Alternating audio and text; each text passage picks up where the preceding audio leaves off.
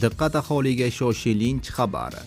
O'zgidromet agentligi 18 fevraldan 19 fevral kunlarida 8 ta viloyat aholisiga shoshilinch axborot bilan chiqdi. Barcha fuqarolar tezda xabardor bo'ling. Assalomu alaykum, hurmatli tomoshabinlar. So'nggi va dolzarb xabarlarni o'tkazib yubormaslik uchun hoziroq like tugmachasini bosib qo'yishni unutmang.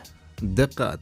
2026-yil 18 fevraldan 19 fevral kunlarigacha kutilayotgan yog'ingarchiliklar hamda havo haroratining o'zgarishlari sababli respublikaning tog'oldi va tog'li hududlarida, jumladan Qashqadaryo viloyati Dehqonobod, Kitob, Qamashi, Shahrisabz tumanlarida, Surxondaryo viloyati Boysun, Qumqo'rg'on, Sarosiyo, Uzun tumanlarida, Samarqand viloyati Nurobod, Qo'shrobod, Samarqand, Urgut tumanlarida, Jizzax viloyatining Baxmal, Zomin tumanlarida, Toshkent viloyatining Bo'stonliq, Parkent, Ohangaron tumanlarida, Namangan viloyati Pop tumanlarida qor ko'chish xavfi e'lon qilingan.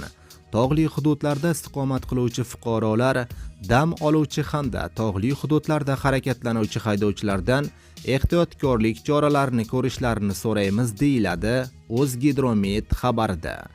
Aziz do'stlar, ushbu xabarimiz keng tarqalib, barcha fuqarolarga e'tiborishligi uchun like tugmachasini bosib qo'yishni unutmang. Gidrometeorologiya xizmati agentligi O'zbekiston hududida kutilayotgan ob-havo ma'lumotini ham e'lon qildi. Unga ko'ra, Qoraqalpog'iston Respublikasi va Xorazm viloyatida havo bulutli bo'ladi, yog'ingarchilik kutilmaydi. Harorat kechasi 3-8 daraja iliq, kunduzi 15-20 daraja bo'ladi. Buxoro va Navoiy viloyatida havo harorati kechasi 8-13 daraja, kunduzi 20-25 daraja bo'ladi. Yog'ingarchilik kutilmaydi, ba'zi joylarga tuman tushishi mumkin. Toshkent, Sirdaryo, Jizzax, Qashqadaryo va Surxondaryo viloyatlarida havo harorati kechasi 8-13 daraja iliq, kunduzi 20-25 daraja iliq bo'ladi. Ba'zi joylarga tuman tushishi mumkin, yog'ingarchilik kutilmaydi.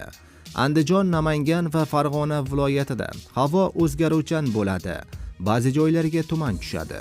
Harorat kechasi 5-10 daraja iliq, kunduzi 6-11 daraja iliq bo'ladi.